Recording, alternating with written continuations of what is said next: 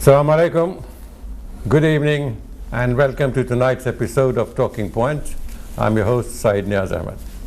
In our studios today we have two very distinguished personalities. On my extreme right is Mr. Chow Win. He is Executive Director of Burma Human Rights Network, and next to him is Dr. Qazi Mukhlisur Rahman, a GP with Britain's National Health Trust. Welcome to the show, sir. How are you? Well, thank you very much. Thank you for coming along and braving the weather and the conditions on the road. Thank you. We want to discuss something about our advertised subject, Rohingya refugees, and also some health matters that is besetting the world again and again, and who else but somebody who is looking after health on behalf of NHS.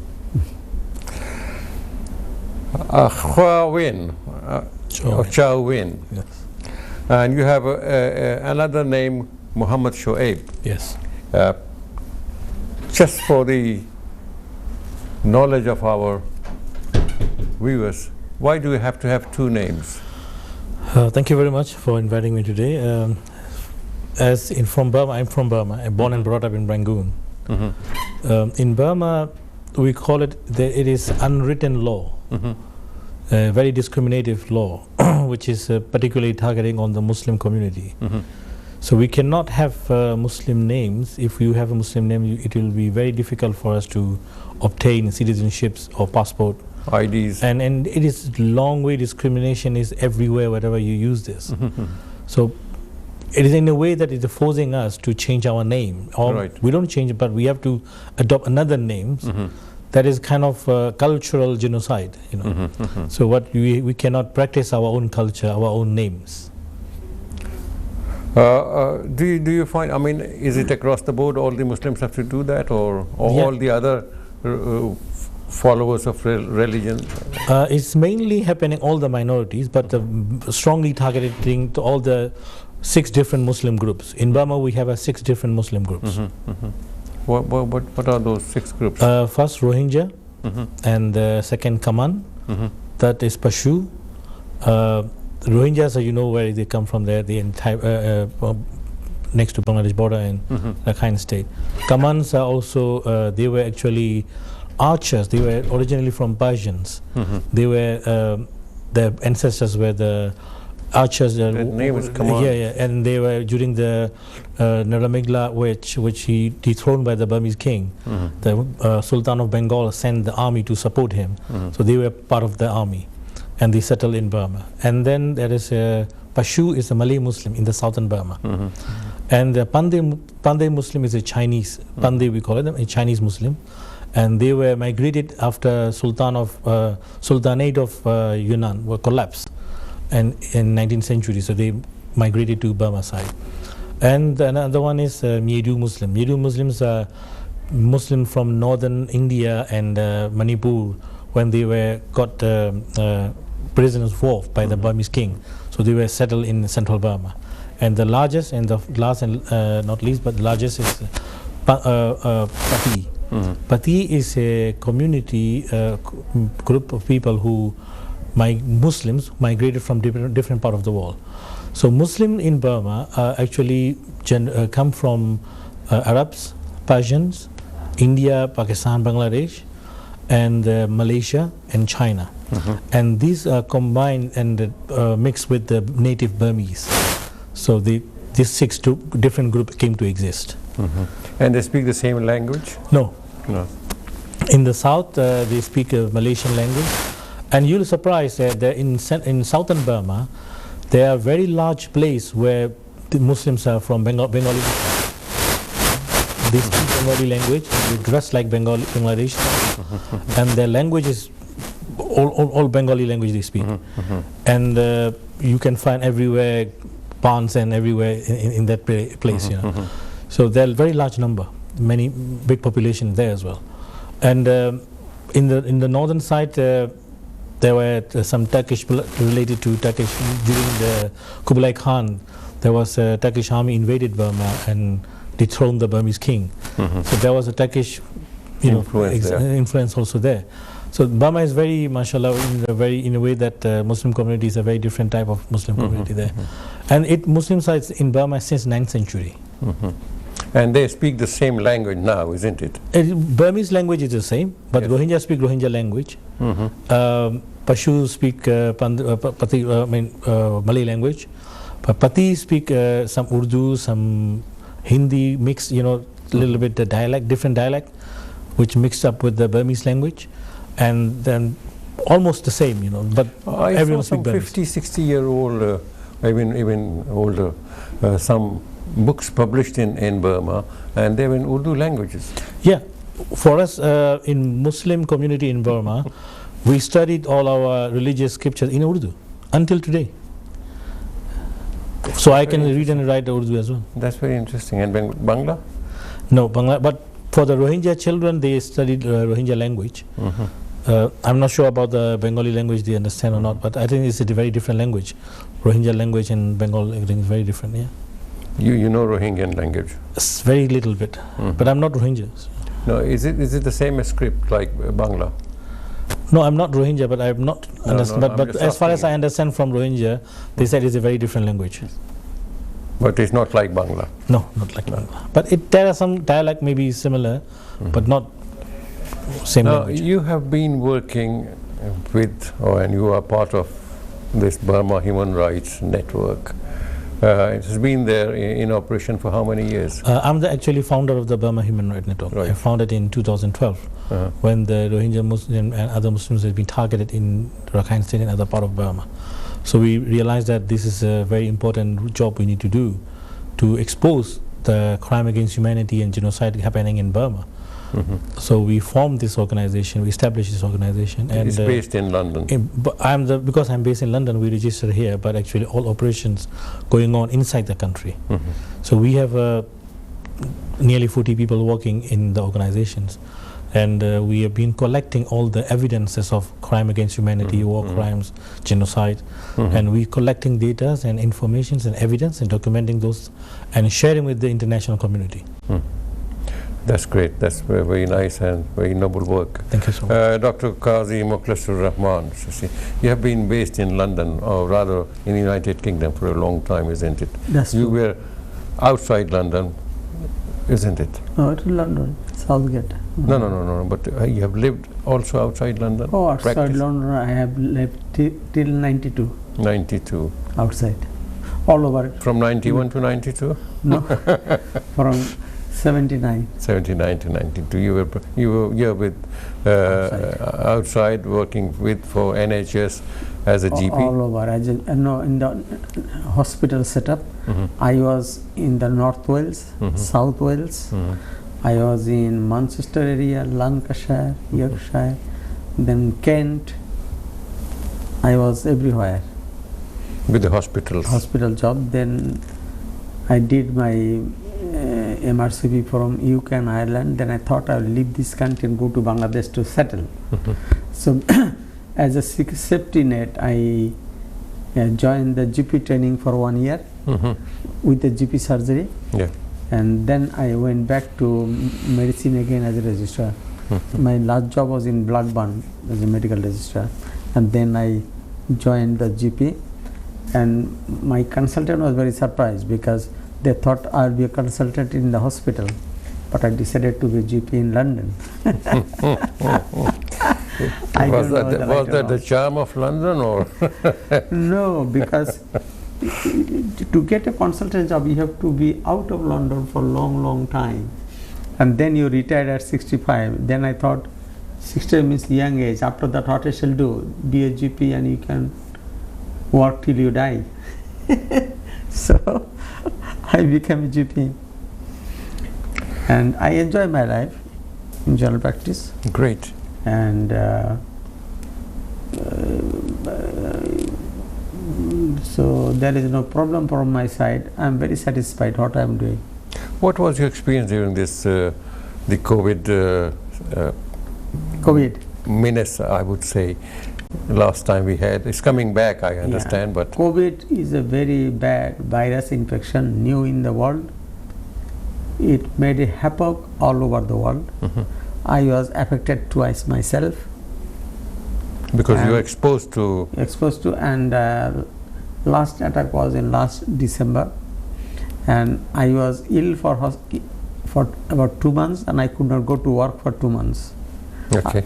So it is lot of my patients has died, and in the whole country, I am talking about UK, that a huge measure. You cannot go out, you cannot walk with 2 meter distance, and all sort of things. We will have to take a break here, and when we come back, we will definitely talk more about COVID and other viruses, and talk about the Rohingyans, inshallah.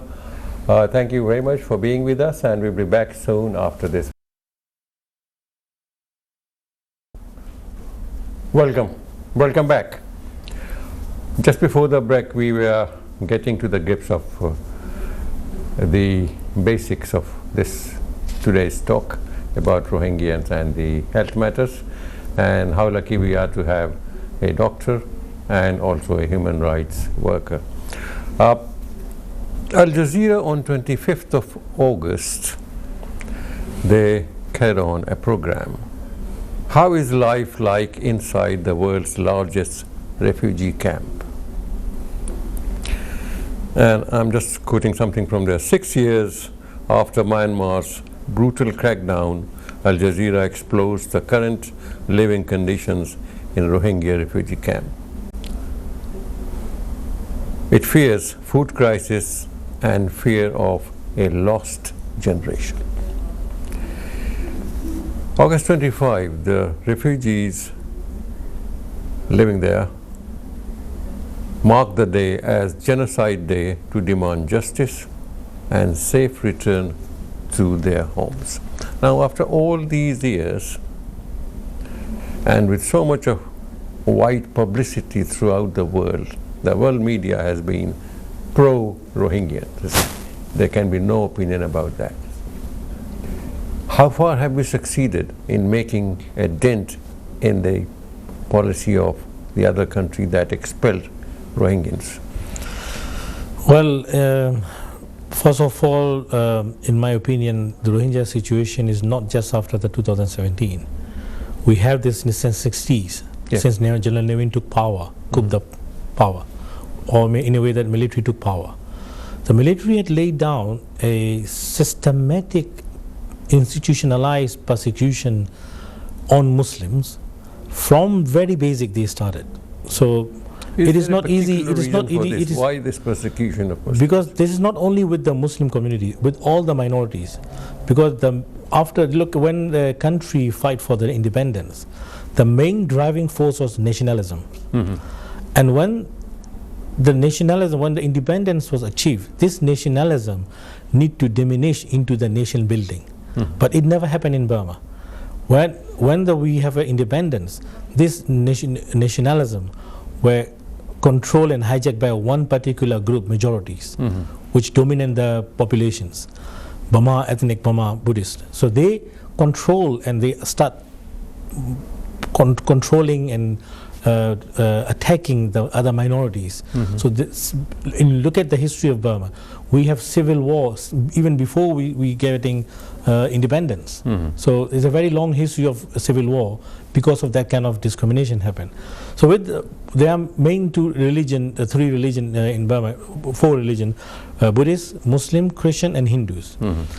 And who are the predominant ones? Buddhist communities. Buddhist community, predominant community. And then the second in population, Muslims are second largest, but in a states, there are 4 or 5 major states have Christian community, those who are ethnic of those backgrounds. And the Hindu community also exists in major cities as well. The systematic discrimination started and based on hate speech and fabricated history and discriminative law. They all come together around 70s and 80s. So this mainly targeting Muslim in Burma are not just brought by the British. Those who brought by the British were left Burma after British left and Yep. during the democratic time before the military came and after some nationalization happened. Yeah. Most Well, of a lot of them businessmen, they moved out. But those, for us, this is our country. Where shall we go? We have no other country. So we remain there. All the Muslims and other religions, many communities remain there. So they attacking those communities systematically. First they take away their citizenships, then all the human rights, and then non-existent. These people become non-existent. Because in Burma, if you don't have citizenship card, that means you don't exist. For example, if you happen any accidents or anything, Well, that can you're be not true in for the- any country. yeah, so that's true. So that, but this is not in a large number, right? So now it is happening in large number, getting worse and worse. For example, health system in Burma, in Rakhine State, very different. In other part of Burma, every 14,000 you have doctors and nurse, but in Rakhine State, every 40,000. So that means the health condition and even the 1 is to 14,000 is not good enough. I mean, the system is, the country is like that. But even though the situation is very systematic, what I want to say is this is very systematic, is very calculated method they use to discriminate and to destroy the community. And they use drugs to destroy the communities as well. Right? They giving them cheap price and they force them to use. They spread all kind of toxic and difficult situation for the minorities, not even to stand up on their own. So this is a genocide never happened in just few days or few years. I am very sure that Bangladesh community has very well experience of this bitter experience, in the history. So better, Bangladesh brothers know better our situation was going on. Well, that is the reason that the Bangladesh government is very sympathetic towards the Rohingyans who have, and they have been accommodated in Cox's Bazar and No, that is true. That is true. I agree. Burma, Rohingya has influence from different part of the world. Bangladesh has a long history of influence, and Indian influence is 5,000 years old, at least, known history. The Rakhine state was created by Hindu king 5,000 years ago from Ganges Delta kingdom. And he married a Moro tribe girl and created Dhanawadi kingdom. And after that there are lot of changes in the kingdom over the centuries and centuries, and there's a lot of destruction by Burmese to Rohingya community in 1040, 1404, 1784. They massacred. In 1040, they massacred the huge population, and a group called Chakma, they are thrown out and they are settling in Chittagong. And also there is a group, they don't call them Chakma, they call them Burmese, in Portugali, near the sea beach, where is our seaport. There is a village, and they are Mongoloid face. They are society is dominated by ladies. All the properties belongs to women. When a woman has enough money, house, then they marry a man, and they work everything by ladies. Man has nothing. And there's a school. All the books and teachers are from Burma. They read in Burmese language, and there's a big boat. They go to Burma, one boat every 2 weeks. So this is their connection. Even today. Even today, because I went there in '69 in the and I stayed there in their house. They invited us. We eat with What religion do they practice? I didn't ask them. They are not Muslim, not Hindu. Definitely, they may be Buddhist, because can you believe the female society, like man dominant, they're the female dominant. Total. matriarchal society, and they are there. So that is it's very interesting to imagine for us, because we have lived and we live like we are the boss. And that happened since 1040, and then 1420. What they did, Burma is always destroying Burmese, one after another, one after another. In one time they killed half a million Arakanis, and in 1404 they attacked, and the king Mansumun, he was thrown out and came to Bengal Sultanate. He was there till 1429, and then after 23-4 years, Sultan gave him army, and Sultan gave around 60,000 army with him to attack Arakan and made it free from Burmese. And his kingdom. From all this, from all this, one wonders, why was this animosity? This is interesting. This is only that. We are going to have a break. We have to go. In the next segment, we'll talk about it to see why was this animosity, this historical one. Thank you very much for being with us, and we need.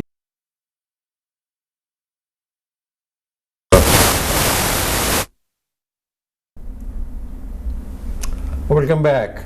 We are talking about disputes, but with a smiling face. I would like to talk about the camps in Cox's Bazar and the vulnerability of the whole region to weather changes. And I'll quote something from a distinguished environmental expert. As the impact of human induced climate change became more and more apparent and visible and lead to significant losses and damages, it is necessary for all actors, including the governments and social welfare organizations, human rights organizations and others, to work together in a whole of society approach going forward. See, because that area, particular area where I think about 6 million or nearly 2 million. Yeah, 2 million refugees are there. That is exposed to weather changes. I mean, 2 million means the whole is there. 1.2 million is there. Right. Yeah. So it is vulnerable, and that we have to take into consideration. But we were talking about the Rakhine, and they were so powerful that you said that they came up to Chittagong and also Calcutta, you said. That's right. The problem happened is they are so powerful. Problem happened that there's a lot of, it was this huge seaside. Hundreds and hundreds of boats used to anchor there. And they used to, all the businesses from Middle East came till the British came in 1670s. They also came by boat? Yeah. the Chittagong was the very famous seaport and was the main source of income of Rakhine state. And Portuguese came in 12th century, but in 16th century, those were the days of sea pirates. Yeah, and the Portuguese, the Arakan government took help from them, built their army, naval force. Then the Mughal king did the same thing, and what they did, Arakanis are pirates. They are making a havoc in the whole Bengal and Chittagong. What they are doing, they are taking slaves. They used to come up to Dhaka, capital, and slaves on both sides of the river. They used to collect slaves and used to take to Arakan, and Arakan used to sell them locally and used to use as a servant to work in the farming. And the Portuguese, they used to take from there to Goa and used to sell all over the world. This was going on. Then the Mughal king in 1660 came to Bengal, Dhaka, mainly with power, and they stopped Arakanis and then attacked Chittagong and threw Arakanis out of Bengal. Before that, the whole area up to Bay of Bengal, Sundarban, was a terror area seaside because of their robbery and taking people and selling as slaves. And they did this up to Dhaka. Even the Dhaka's the governor, Mughal governor, he was so frightened, he left Dhaka. It was not only the Rakhines who were doing that. No, some of the very distinguished civilized people were also taking away natives from Africa. What happened is, with the help of Rakhine. No. We have to understand. The Portuguese with Rakhine, based in Rakhine and Chittagong, they were coming through the river, collecting people. And do you know how they used to feed? Throw them food like dog and eat them. And they used to make a hole in the palm and put a small can. So, and this is the way they used to treat the Muslim, and they used to rob with local pirates, thieves used to join them. And there's a terror in the whole area up to Dhaka, Calcutta. And that, you know, that there is a special name for this. Borgi. This is the name Borgi. Borgi elo deshe. That means Borgi is coming to your house. This is a terror in Bengal. This Borgi. And this is the Rakhines. They did that. But at the end, what happened at the end? And then they have so much internal fight. War never finishes. Burma coming. Last fight was 1784. They conquered the whole and killed 500,000 of Burmese, Rakhines, 200 and about 60,000. Huge, almost half of the population. Some said 2/3 of the population left, frightened, and left Rakhine. About 60,000-80,000 came to East Pakistan, Bengal. But they came back when the British take over in 1823, when the British invaded and take over all Rakhine state and in some places as well. So then they confiscated into that British Empire. Yeah, I know. So in 1784 they took over, and in British then took over 1824. Right. We'll have to come to the present times, see, because we can't live in the past. Okay. Yes. Mr. Chow. Yeah. There are. Well, we think that Cox's Bazar is the only place where the Rohingyans are, but actually they have moved to many places. And I tell you something from my own experience. I met in 2009, I may have told you, some 3,000 Rohingyans inside Saudi prisons. See. Saudi prisons. Males, I'm talking about 3,000, and there were 3,000 or more the members of their family, the female and the children. Who were they?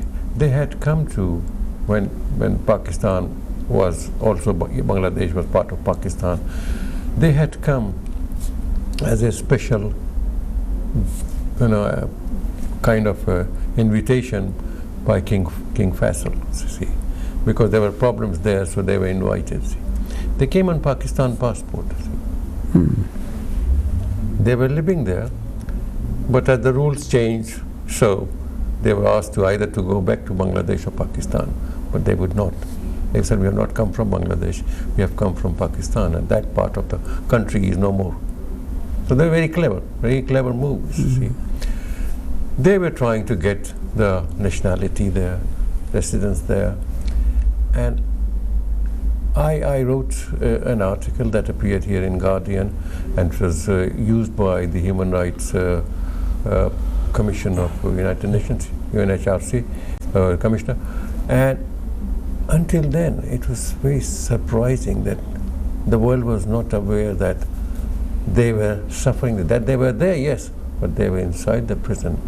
I do not know, I think that they have played their card very well, and they have been accepted and they have been given the residence permit and all that. That's very good for them, you see.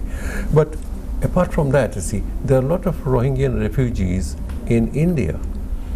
In Malaysia as well. In Malaysia, you see. In Indonesia. Yes. But how is it that one would have thought that they would not be welcome like they were welcome in Bangladesh, you see. The fraternity was But there. it is depend on the country's ruling party, ruling governments, and the nature of the government. For example, when in 2012, when the Rohingya mass killing riots happened, so Bangladesh was still not open the border. So that time, because of the situation, it is better for Bangladesh not to open, because that will give them more successful. Right. But because this in 2017 it happened again, but before it is happening, the military have used so many strategies to make sure that it is the large scale. The people will, exodus happen, and the people will run away, flee the country. So Bangladesh become under the pressure of humanitarian ground. But this is a very great job Bangladesh has done. Bangladesh leaderships and politicians and people as well warmly welcome them. But it is also understand that it is not only duty of Bangladesh to look after these populations. It is the duty of mankind, and all the nation, all the countries, and especially those countries are getting benefit from geopolitical situations. I'm talking about China as well. Right. China has a lot of benefit from the Rakhine state. The Rohingyas, those who were kicked out from their homes, now it become a seaport for China. China has a deep seaport in Rakhine state, where they are going to build all the pipelines, bringing all the oils to China with a very cheap price. But the real price is the people who Rohingyas have given their lives. Their children have been thrown into fire. Their women have been raped. So the future have been destroyed. And one thing is very important to understand: when a community faces genocide, this genocide doesn't diminish in that time. It continues to generations, the impact of genocide. So they have destroyed the human beings for coming generations. The psychological trauma they have now to live through. What happened is, in Burmese, in Rakhine state, in modern, say, 20th century, and 21st century, what they did is huge massacre after massacre after massacre. Last massacre, as you said, happened, and 250,000 people. And in 17, when we saw the lady Aung Suu Kyi win the election, and there was some fight, struggle there, movement, student movement, and all this started. And then the army came again, and they wanted to get rid of the Muslims from Arakan, and they started mass murder. So killing people, more than 3,150 villages was destroyed, and about 750,000 moved to Bangladesh, fled to Bangladesh. About 130,000 was I think they was tortured or killed, and about 150,000 was put in a special shelter. They made a special camp, and they have to live there. You cannot go outside, you cannot do any schooling outside, you cannot make any shop outside, all has to be inside. So you are based inside. So this is and then they remove their citizenship, because they think they are outsiders from Bangladesh, and they should go back. It was an open prison. Open prison, and they should go back to Bangladesh. But the problem is, the relation with Bangladesh, Bengal, is very, very long standing. I tell you one story. On Shamun in Mount Yu Kingdom, Minso Moon Kingdom, they ruled from 1430 up to Burma again, caught them in 1784. And during that time, the King of Bengal, they sheltered him for 25 years, and then gave army to settle there. What he did, their 18th king generation, 210 years, they took Muslim name. The name was Muslim. Their coat was written Alhamdulillah, No, I mean the coin. What he's saying is the 18 Buddhist king took Muslim name, and they minted the coin because when the military was to take over from the Burmese king, there are 5 conditions which Sultan of Bengal has put it. Six conditions. So in one of them is some of them is he has to take the Muslim name, and the court language, the language in the court was a Farsi. And Hindu used to run. Hindu used to run the court activity side. So Farsi. Was this action against the Rohingyans and the Rakhine state? Was it a kind of a what else? Kickback? No, it is not a kickback of that. This is traditionally going over the centuries. No, I think we shouldn't mix up with the history and the current situation. Yeah. It's very important because I think in a few minutes left we have to focus on the current situation, which is very, very important to understand. Burmese military has been waging Cold War against Bangladesh since 1960s, since they took power. The narrative they created in the military and what they have established, there is a boot camp. They established a boot camp in 1967 and 1969, Upper Burma and Southern Burma. This boot camp, every government employee has to take 2 weeks training there. Every government employees, especially school teachers, militaries and not military, school teachers and immigration officers. These must go there. And during that training, they give them brainwash. The brainwash they do is a very dangerous thing. The way the narrative they created is, they said, look, we are a Buddhist country. China is a large population. India is a large population. But they are not a threat because they are same culture we have. But the real threat is Bangladesh. They are Muslims. Bangladesh country is 1/3 side of the Burma, smaller than Burma, but the large population than Burmese people. So that's what they're saying is Rohingya, once we give Rohingya citizens, the whole Bangladesh will take over and destroy the Buddhists. That's narrative. You look at the Nazi, what they did. You know, the Goebbels, what he said. If you create a narrative threatening someone's religion and country, that person will come up with the very fearful reactions, and they don't understand what's going on. And this is the framing. This is how the military has framed Bangladesh. And Bangladesh people are very simple and why should they come to Burma? Look at the GDP, very different. Bangladesh GDP is much higher than Burma. True. And the living standard is also, why is someone going to the hell, living in the camp? That doesn't make sense. But this become a very strong narrative within Burma. People are believing it because there is only one-sided propaganda going on. And this reaction, when happened, people start hating Muslim community, and this is deep-rooted in the society until the revolution started in 2021. Are people in Burma, can they listen to the television, radio, podcast from abroad? Can they read they newspapers? normally listen during the 88, and before that they start listening BBCs and VOA Burmese and RFA after that, and then some Australian news in Burmese program they have. These are the only outside sources. But after the military took, after 88, 89, they gradually open up. But now we have an internet, they can't even stop anything. Right? So the information, the flow of information is no one can stop anymore now. So no matter what kind of authoritarian country it is. How is the Burmese media?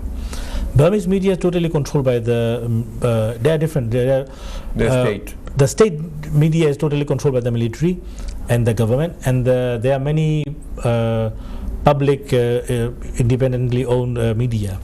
But the pressure during 2017 was, if you say a Rohingya is a suicide, political suicide, you can't say even the word Rohingya.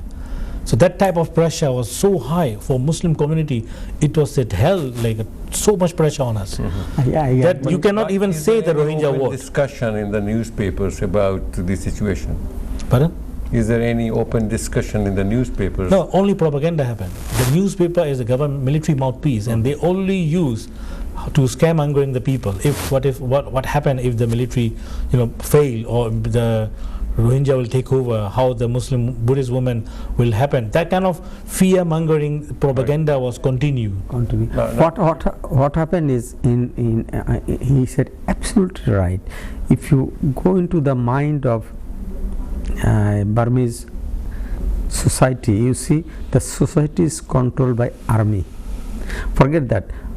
It was free in 48. In 47, the leader was killed with seven ministers. And then in 48, they were giving the freedom. Right. And the British did the mistake. Rohingya, Rakhine was a separate state. They took they put a part with Burma and wanted to make Burma as a confederation of different areas, and that agreed. Because that became part of the Indian Union. And then he was killed. He was the father of Aung San Suu Kyi. His father was killed. Then whoever came into power, killed because he wanted to take power. He was also killed with his people. And then they came. And after that, the war going on. But and what is happening? We have to discuss what is happening today. Not 50 years ago. No, what I'm saying that has already happened. We can't change it. We can't change it anymore. Now, what happened is now. Now, human rights organizations, what are they doing really? I mean, apparently, it's a hard rock, Burma. See, you have not been inside, and there are a lot of other organizations. They don't go inside. They are working from abroad. To see, some are not even allowed to get inside the refugee camps. You see, now what is being done to improve the situation? I mean, we talk about so many things. You say, I say, and the television station says, Al Jazeera says, BBC says, CNN says. But what's happening? How is the world treating this situation? Because we have got to find a solution. One thing, let me correct you, that the information about what's going on in the camp is 21st century. So each and every detail come out. And information is, you don't even try to hack anything, or if you don't try to extra effort anything. They are already in your palm, you know, when you just open the mobile phone. And so information flow is very easy. Information and evidence, and we can document a lot of things, because our peoples, of course we are outside the country, but it doesn't mean we cannot do anything. Large number of our peoples are inside the Burma still now. We train them, we give them, support them to operate inside the country, and we're collecting all the hard evidences, first-hand witnesses. And now we also need to understand that the IIM, which is International Independent Mechanism for Myanmar, is now already established since 2018, and they have been collecting evidence, documenting evidence for International Criminal Code or international other codes, thousands and thousands and thousands, right? So only from our organization have shared more than nearly 1,200 evidences. So that means it's easy for international community. The lack of political will is now still allowing Burma to continue its crime it's been doing, the military in Burma. This general need to be brought to justice. But how can this happen? Like ICJ case is happening. Also, Bangladesh government has been doing a very great job that bringing Burma to ICC as well. Look, Bangladesh government has been a very strong driving force for Rohingya community now. But what international community, the will of international community is very important as well. But at the same time, what I see is, for the Rohingya community, they have to fight back for their rights. It will not giving them freely. So Rohingya leadership, and look, when the community has been several decades under attack by the powerful military, it is not easy for them to stand up easily on their own. They need a lot of help. Instead of blaming them or telling them something, we need to help them. We need to spend our efforts sometimes, and money and efforts, to build this community, let them stand on their own, and support them to reach that stage. Currently what I see is one of the main countries, that is Bangladesh country, can do this. But Bangladesh cannot do alone. Bangladesh need more help. Like Western countries, like OIC countries, like all international community or any country who value human value, who value human lives, right? Who see that there is a future of millions of people are just going to finish within the camp. It's not right for them. So they need education, they need humanitarian aid, they need all the healthcare, they need everything as a human being needed, because they are human being.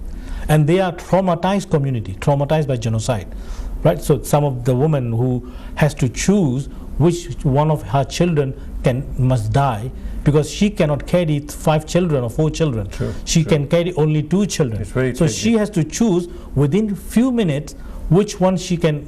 And look, that mother, she's already dead. Even she's alive, she's just breathing. But her soul is, how could she continue her life? I agree with you, but the problem is in Burma is, I'm talking about We don't have- 2002. we have about 2 No, sir, this is I not thought about- about the history. No, We are talking no, about current- I'm talking about is important too. 2021. 2021. There is an election. Aung San Suu Kyi elect the election, win the election, because they don't want, army does not want to allow government, public government, because they know the feeling of the public and they will develop the country. That is the block is army, and who is going to sort out the army? There is no power so far for so many years, so about 70 years, to stop them. Let me update you, sir. Because now the youth in Burma, instead of staying in the campus, they are now in the barracks. Our youth, who has been sacrificed thousands of lives, they are the one who fighting back the military. They are now taking over so many villages and towns and cities from the military now. It's happening in Burma. The revolution is happening. The whole country is standing up again and fighting back the military. Moral war. It's a moral war. It is a moral war. war. So strong war is happening. It's a moral war, and thank you very much, gentlemen. We have had a very useful discussion, some history, some current affairs, and some of the pains that we feel for the poor Rohingyans and those who are suffering and spending their lives in the camps. See, one who lives in his own house and gets up early in the morning and gets his cup of tea and does his work, he will not understand the trauma that the Rohingyans are going through. May Allah help them, and may the entire world help them. On this hopeful note, we thank our guests and thank you viewers for watching us and watching our program. We wish you the best and see you inshallah in 2 weeks time. Same time, same channel. Thank you very much.